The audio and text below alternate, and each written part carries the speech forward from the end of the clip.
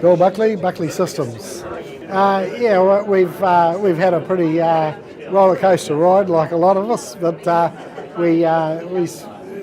started in the industry in '78, and we just did a little bit of magnet work until we built up big enough, and I made a lot of tool and die stuff. And then by '87, we signed a deal with a partner that I had that wanted to split and go different ways, that I wouldn't do any local work at all for 2 years, and I never did any local work for about 6, but and I just concentrated on the magnet work. And we were early into the silicon chip industry, and we have maintained a substantial lead in that all the way along.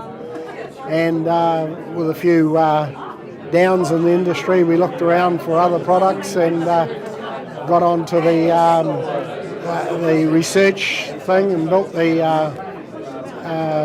cyclotron for Monash University in Australia, and that was a huge success. It ran as soon as they switched it on, and we beat the Canadian one that was built by an opposition company, and even though they had a 3-year start on us, we had ours working before theirs, so that gave us a big lead in. And we've since then we've built the one for New York and the Taiwanese synchrotron, and we're looking for others now. And then the flat panel display came out on these telephones, and we set up a machine to do that, and that became the leading edge one.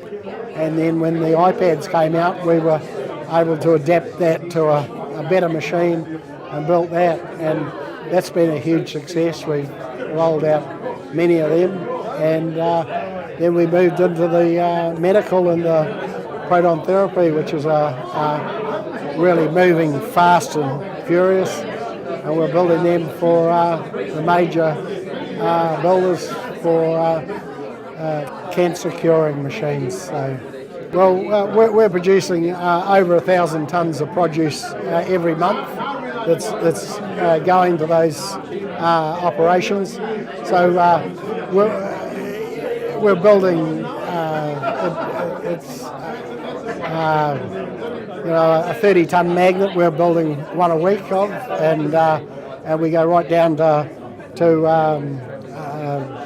10 or 15 kilos of magnet, and some of them we're building 20 or 30 a week. So they range in bigs, from big to small sort of thing, but and it takes a lot of engineering and heavy machinery to do it. So we've got a good 80% of the market in the ion implantation side of it. The ion implantation side is only 10% of what goes into making a chip, but it's the most critical machine, it's the biggest machine, and if you go into a fab shop, it's the machine that stands out, and so we've got the big share of that, and that's that's quite a huge division too. What happens is a patient lies on a table, and you get an MRI scan of him, and you work out where his tumour is, and then the proton therapy drives, there's a beam line, so it starts off with a cyclotron to generate the energy to drive a proton into the patient, and we drive it into the patient, so when it hits the patient's body it slows down. It goes in like an armour-piercing bullet, and when it hits the tumour we have it going at exactly the right speed, so it blows up at that point, and it does a little blow up in there, and then the next one's coming right behind it but just a bit further over, and so it dithers across until it completely blows that tumour and kills it.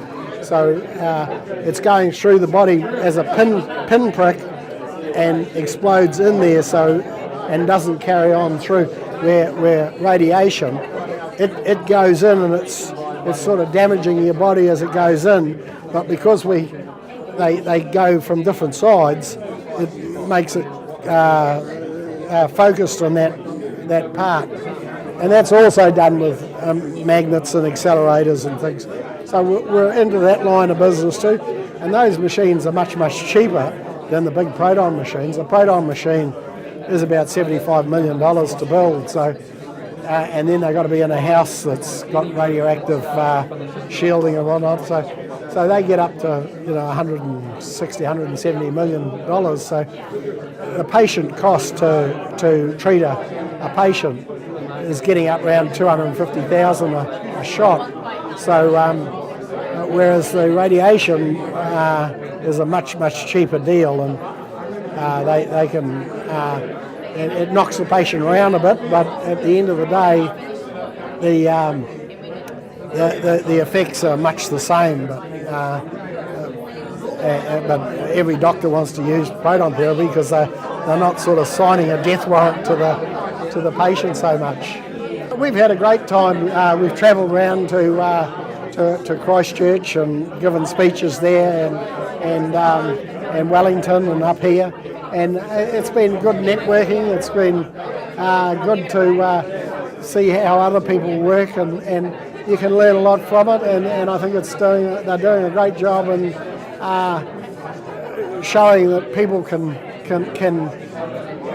go about doing their business overseas. I started without a tertiary education and everything, and here I am exporting millions of dollars around the world, employing over 300 personal staff, without counting probably 5 times as much as that as I'm using, so we're a big contributor to the wealth of the country, and that's what all the care guys are about. So, yeah, well, it's not only just expats that are in the care deal, it's people like myself that have never really left the country but doing a lot overseas. So a lot of those guys that are expats are putting a lot of help in, and at one factory that I supply to, they had 1,200 staff there in the middle of Boston, and there was 36 expat Kiwis working in that company.